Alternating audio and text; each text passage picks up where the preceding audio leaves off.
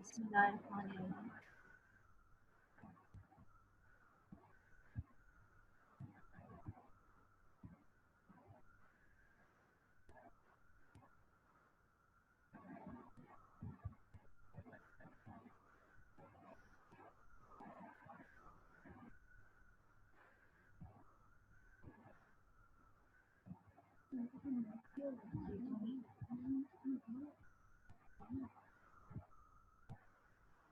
बिस्मिल्लाहिर्रहमानिर्रहीम।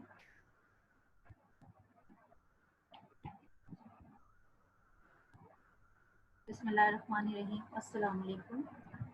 Students, I hope you all are fine.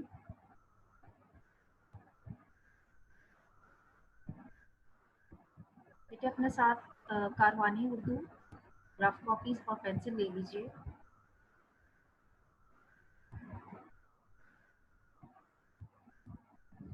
कारवानी Urdu का बेटा पेज नंबर 52 निकालिए।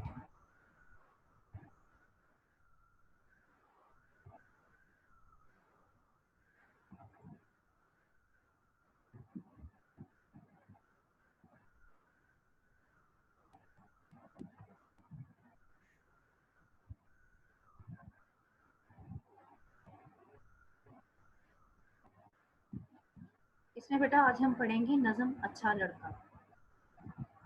शायर का तारुफ। प्यारे बच्चों, क्या आप जानते हैं कि पाकिस्तान का तराना किसने लिखा है? नहीं, हम बता देते हैं। पाकिस्तान का तराना हफीज जालंधरी ने लिखा है। उनकी मशहूर किताब का नाम शाहनामा इस्लाम है। नज़म अच्छा लड़का उन्होंने आप जैसे प्यारे बच्चों के लिए ही लिखी है। नज़म की तर्ज बनाकर तासुरात के साथ पढ़िए। न भाई से ये लड़ता है, न बहनों से झगड़ता है, कभी माँ बाप को हरगिज नहीं हरगिज सताता है। खता भी हो अगर कोई तो वो सचमुच बताता है, कभी ये जिद नहीं करता, नहाने से नहीं डरता। सभी खुश उससे रहते हैं, जुबान से भी ये कहते हैं, बहुत अच्छा लड़का है ये, बहुत अच्छा लड़का है। बेटा ये नज़म हफीज़ जालंधरी ने लिखी है। हफीज़ जालंधरी बहुत ही मशहूर और मारूफ शायर हैं। उन्होंने हमारा कौमी तराना भी लिखा है और उन्होंने बच्चों के लिए बहुत सारी खूबसूरत नज़में भी लिखी हैं और उनकी एक बहुत ही मशहूर किताब है शाहनामा इस्लाम। इस नज़म में बेटा उन्होंने बताया है एक अच्छे लड़के के बारे में। एक अच्छा लड़का बेटा जो होता है वो ना कभी भाई से लड़ता है, ना कभी अपनी बहनों से झगड़ता है, कभी माँ बाप को हरगिज वो सताता, यानी बिल्कुल भी वो उनको तंग नहीं करता। और अगर उससे कभी भी कोई गलती भी हो जाए तो वो हमेशा सच बताता है और कभी भी वो अपने माँ बाप से जिद नहीं करता। नहाने से भी नहीं डरता। अमूमन तौर पर बेटे बच्चे जो हैं वो माँ बाप से जिद करते हैं, लेकिन जो एक अच्छा लड़का या अच्छे बच्चे होते हैं वो कभी जिद नहीं करते। जैसे उनके पेरेंट्स कहते हैं वो उसी को बेटे मानते हैं, कभी जिद नहीं करते और हमेशा अपने अम्मी अब्बू को वो खुश रखते हैं और खुद भी खुश रहते हैं। जुबान से भी तभी तो उस अच्छे लड़के के बारे में सब यही कहते हैं कि बहुत अच्छा लड़का है ये, यानी ये बहुत अच्छा बच्चा है। इसका बेटे अब आप लोग रफ कॉपीज निकालिए। आपको स्क्रीन पे बेटा एक पिक्चर शेयर की जाएगी, मैं साथ साथ आपको डिक्टेट करवाती जाऊंगी और उसकी आपको पिक्चर भी शो होती जाएगी।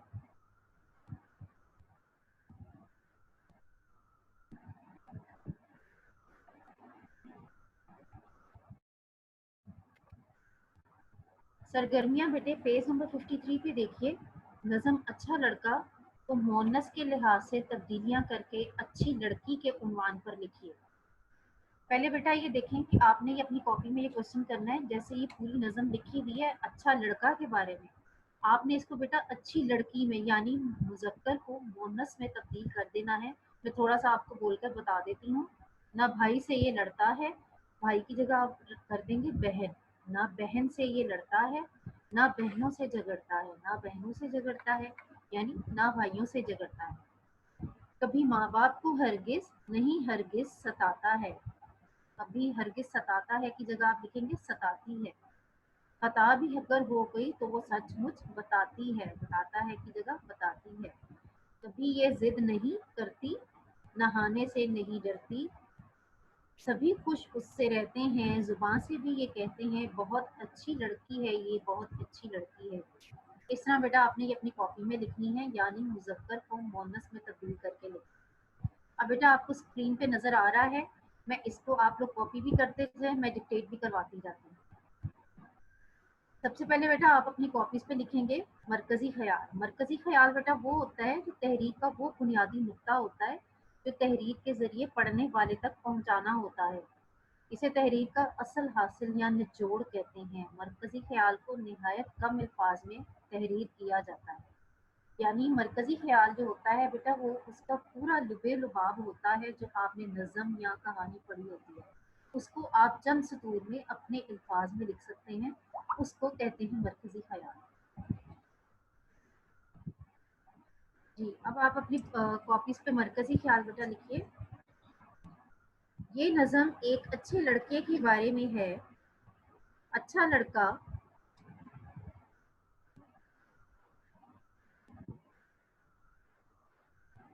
ये नज़म एक अच्छे लड़के के बारे में है। अच्छा लड़का अपने वालिदैन का फर्माबरदार होता है।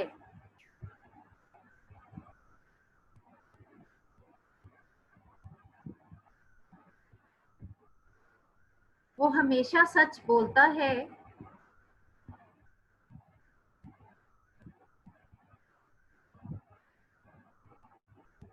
और उसकी इन खूबियों की वजह से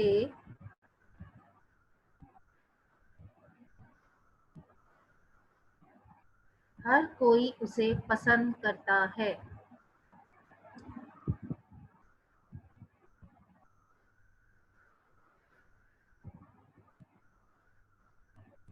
तो मैं रिपीट कर रही हूँ। ये नज़म एक अच्छे लड़के के बारे में है। अच्छा लड़का अपने वालिदैन का फर्मा बरदार होता है। वो हमेशा सच बोलता है और उसकी इन खूबियों की वजह से हर कोई उसे पसंद करता है। इसके बाद बेटा आप अपनी कॉपीज पे अगला सवाल लिखेंगे। नज़म अच्छा लड़का का खुलासा तहरीर कीजिए।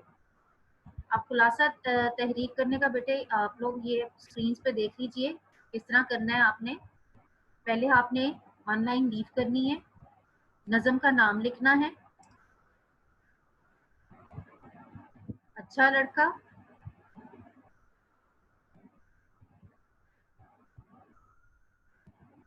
उसके बाद अगली लाइन में शायर का नाम हफीज जालंधरी।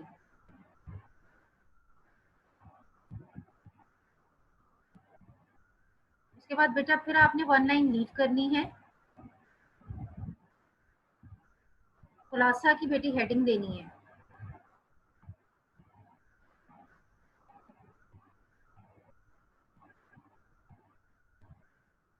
अब बेटा मैं आपको डिक्टेट भी करवाती जाती हूँ और स्क्रीन पे भी आता जाएगा। ये नज़म एक अच्छे लड़के के बारे में है।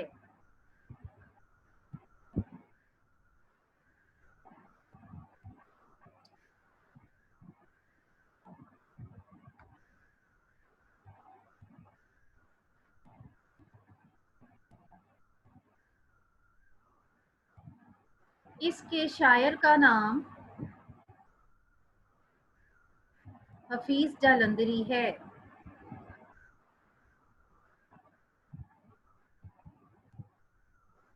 खत्मा लगाइए इसके बाद।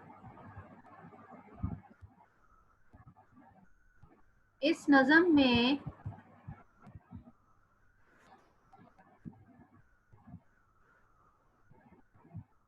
शायर हमें बताते हैं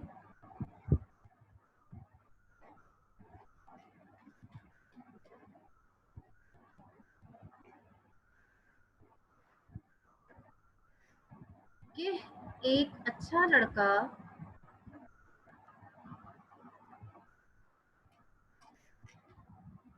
सबके साथ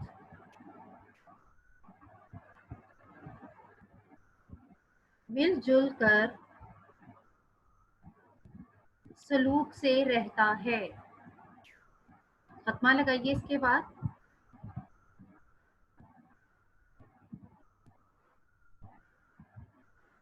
वो अपने वालिदैन और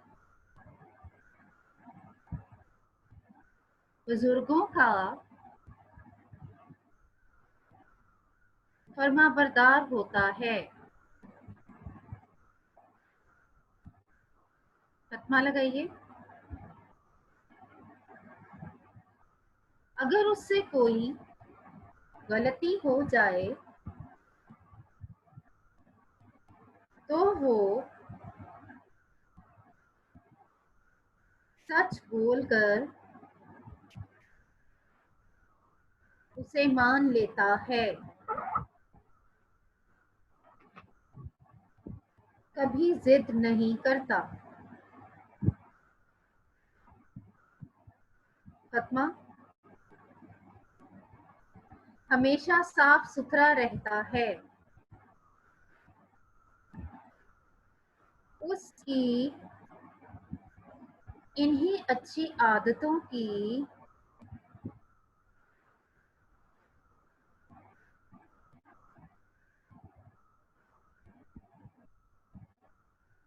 वजह से सब उसे पसंद करते हैं।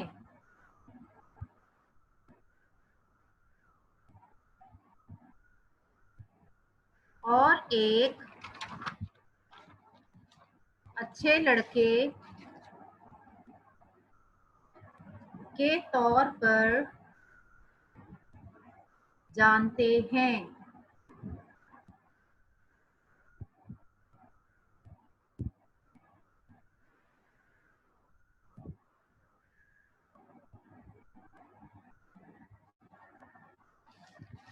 मैं बेटा खुलासा रिपीट कर रही हूँ, आप लोग चेक कर लीजिए। सबसे पहले आप लोग बेटा नज़म का नाम लिखेंगे अच्छा लड़का, फिर शायर का नाम लिखेंगे हफीज जालंधरी।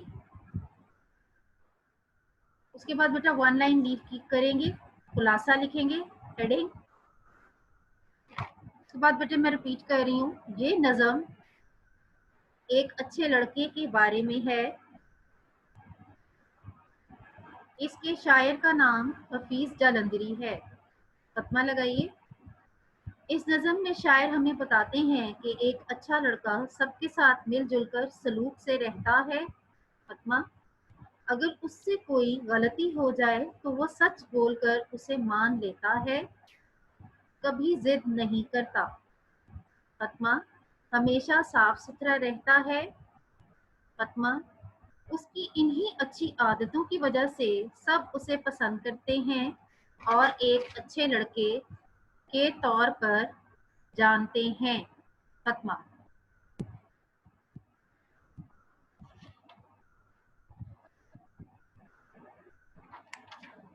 अब जी बेटा आपका ये इसका नज़म अच्छा लड़का का काम यहाँ तक कंप्लीट हो गया है। अब हम आज ग्रामर का थोड़ा सा काम करेंगे। आपको स्क्रीन पे नज़र आ रहा होगा तारीफें।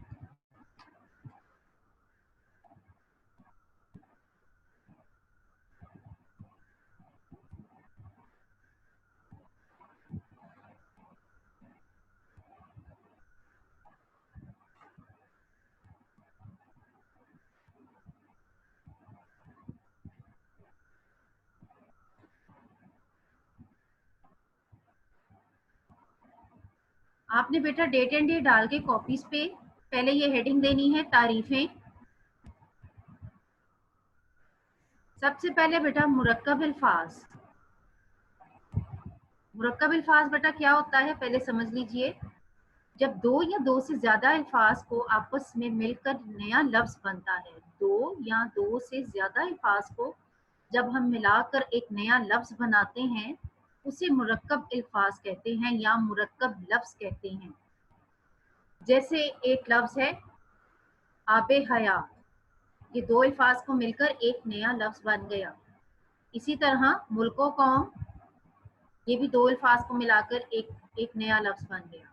इसकी तारीफ बेटा आप लिखिए मुरक्कब अल्फाज।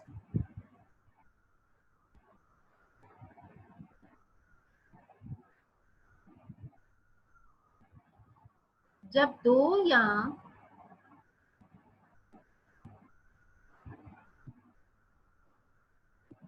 दो से ज्यादा अल्फाज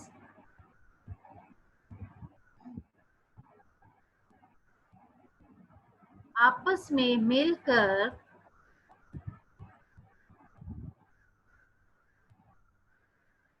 नया लफ्ज बनाते हैं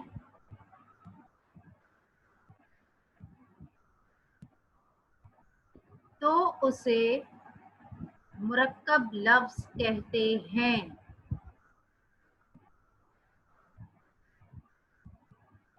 जैसे आबे हयात, कौमा मुल्को कौम, कौमा अब्रे करम वगैरह।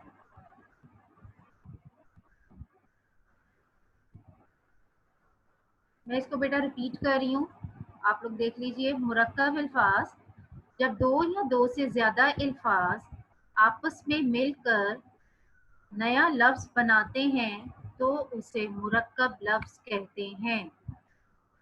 फतमा, जैसे आबे हयात, कौमा मुल्को कौम, कौमा अब्रे करम वगैरह। फतमा,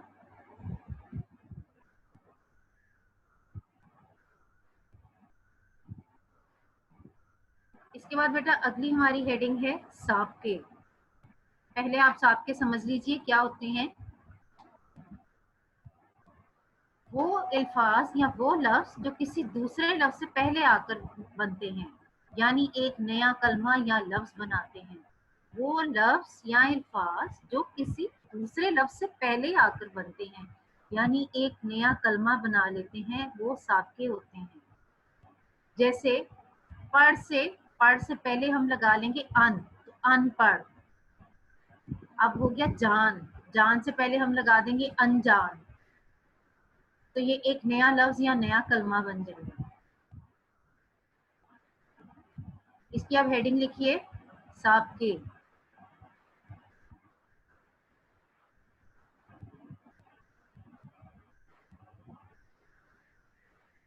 वो लफ्ज जो किसी दूसरे लफ्ज से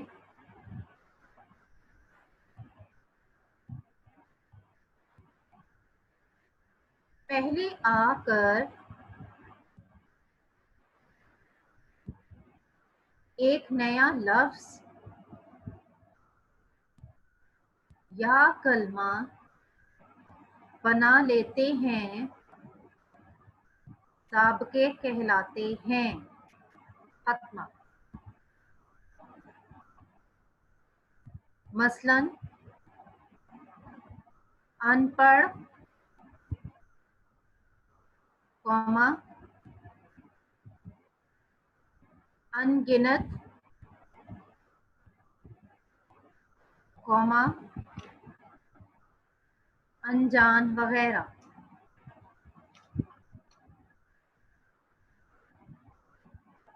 मैं रिपीट कर रही हूँ, वो लफ्ज जो किसी दूसरे लफ्ज से पहले आकर एक नया लफ्ज या कलमा बना लेते हैं, साबके कहलाते हैं। मसलन अनपढ़, कौमा अनगिनत, कौमा अनजान वगैरह।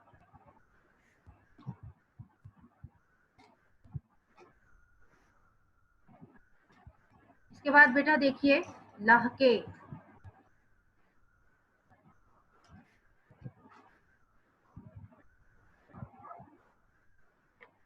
पहले समझ लीजिए लहके क्या होता है।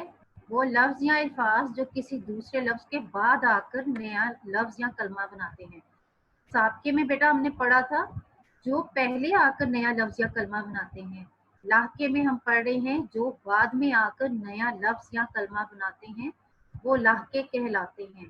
मसलन बरदार से फरमा बरदार, पोश से मेज पोश। ये आप तारीफ लिखिए। वो अल्फाज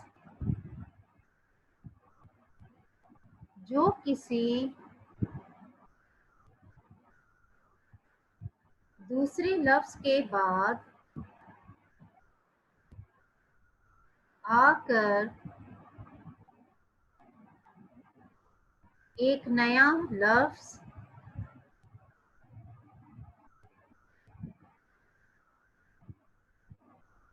या कलमा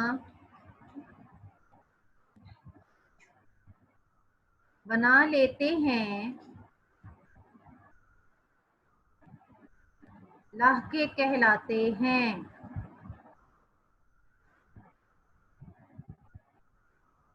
फतमा, मसलन बरदार से फरमा बरदार, कौमा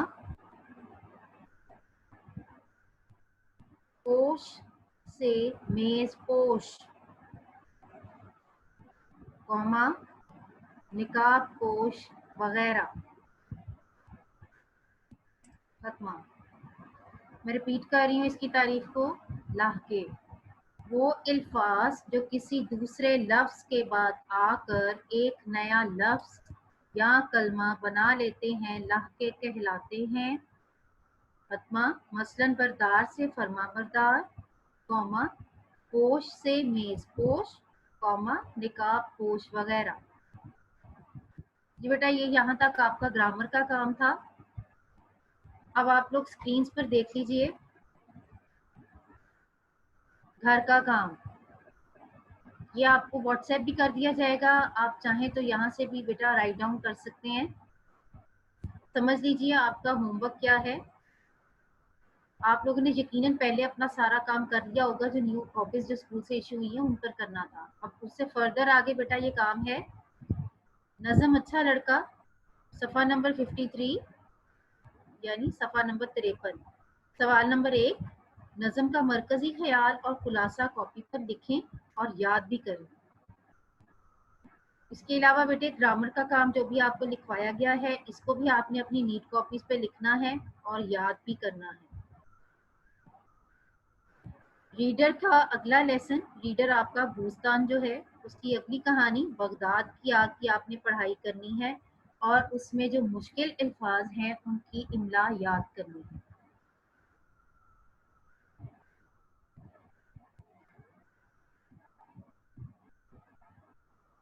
ये बेटा आपका होमवर्क है।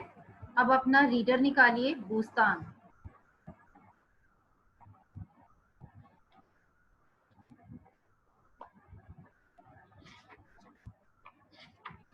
लास्ट टाइम आपको एक लेसन दिया गया था जो इसका फर्स्ट लेसन था, हजाज बिन यूसुफ।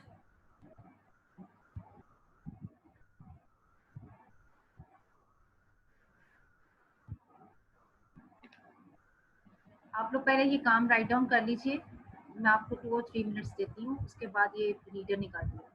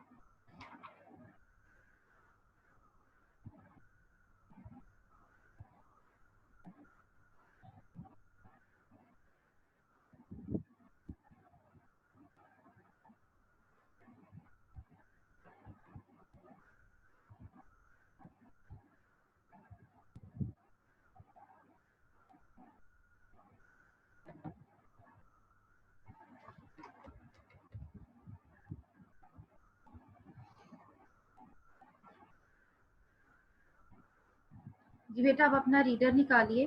पहला लेसन है हज्जाज बिन यूसुफ, इसका मैंने आपको रीडिंग दी थी। अब थोड़ा सा हम थॉरली इसको रीड कर लेते हैं मिलकर।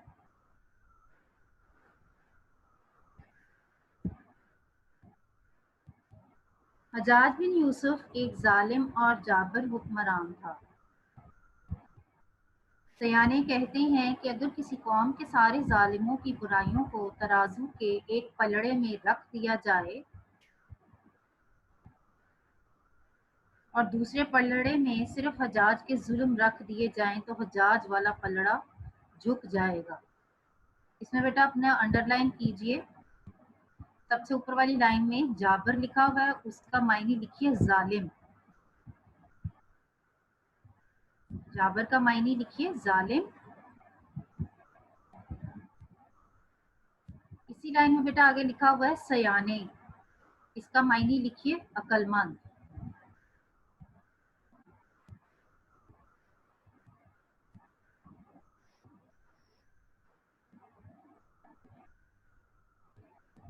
अब दोबारा कंटिन्यू करें। एक बार उसके दरबार में खुदा का एक नेक बंदा आया। चूंकि वो हुज्जाज से जरा भी खौफ नहीं खाता था, लिहाजा उसने ना तो झुककर ताजीम पेश की, ना लंबे चौड़े अलकाब अदा किए। अलकाब जो है बेटे ये लकब की जमा है। अलकाब को अंडरलाइन कीजिए, लकब की जमा। सिर्फ इस्लामी तरीके के मुताबिक उसे सलाम किया और बेखौफी से हाकिम के साथ गुफ्तगू करने लगा। गुफ्तगू को अंडरलाइन कीजिए, बातचीत।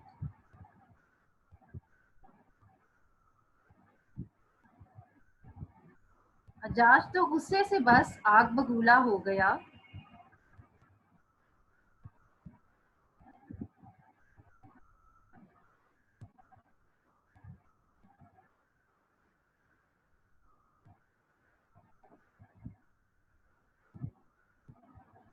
मैं आग बबूला हो गया और कहने लगा। आग बबूला का मायने है बहुत ज्यादा गुस्सा होना। ए बदबख्त इंसान, क्या तू नहीं जानता कि मैं कौन हूँ? मैं खलीफा के तरकश का सबसे जहरीला तीर हूँ जो उसने तुझ जैसे टेढ़े बंदों को सीधा करने के लिए चलाया है। मैंने इस्लामी तरीके के मुताबिक सलाम किया है, कोई गुनाह नहीं किया। खुदा के नेक बंदे ने जवाब दिया, मैंने सिर्फ खुदा के सामने झुकना सीखा है, लिहाजा मेरा सर किसी इंसान के आगे नहीं झुक सकता। इसमें बेटा बताया है कि हज्जाज बिन यूसुफ बहुत ही जालिम हुक्मरान था। उसको पसंद था कि तमाम जो लोग हैं उसके आगे झुककर उसकी ताजीम करें। लेकिन एक शख्स ऐसा उसके दरबार में आया, उसने उसको ना ही उसकी झुककर ताजीम की, उसने सिर्फ उसको सलाम किया। तो वो उसको बहुत ज्यादा गुस्सा आया।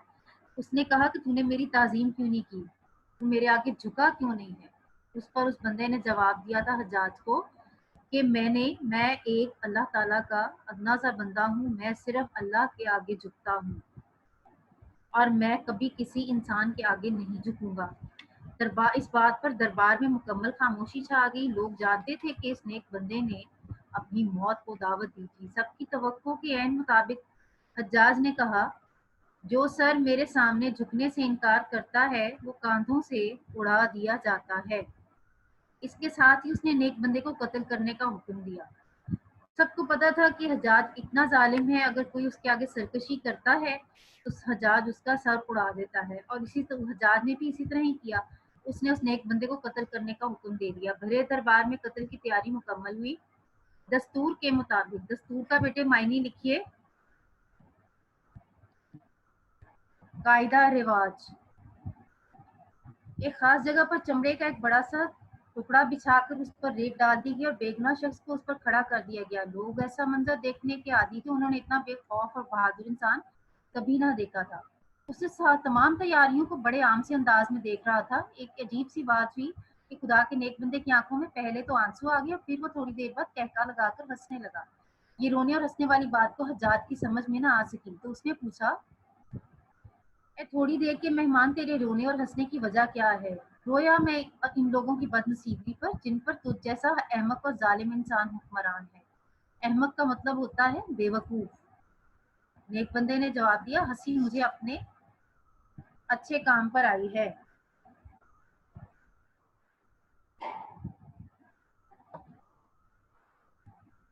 जालिम बनकर नहीं।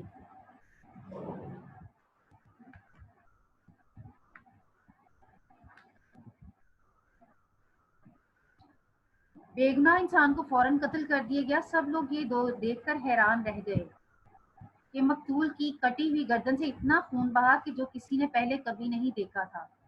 उसकी वजह एक अक्लमंद दरबारी ने यह बयान की कि बेगुनाह इंसान चूंकि मौत से जरा बराबर खौफजदा नहीं था, लिहाजा उसका खून का एक कतरा तक भी जो है खौफ से खुश्क नहीं हुआ था। इस बेटे लेसन का जो आपको वर्कशीट्स पे काम होगा, इंशाल्लाह वो स्कूल में आपको वर्कशीट्स मिल जाएंगी। तो उस पे वर्कशीट्स पे बेटा हम उसकी खाली जगह होगी और एमसीक्यूज होंगी। इसके अलावा बेटा आपने इसका अगला नेक्स्ट लेसन जो है बगदाद की आग की रीडिंग करनी है।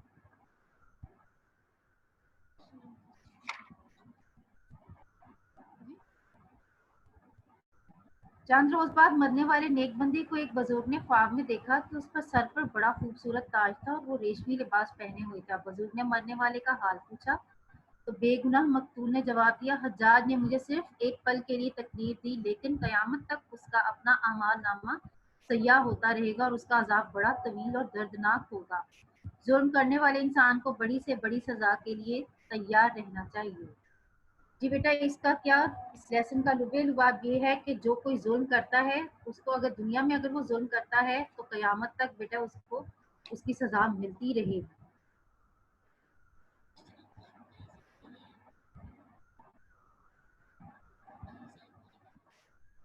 इससे बेटा आप लोग मुझे कोई किसी को कोई काम में कोई डिफिकल्टी हो तो बताइए।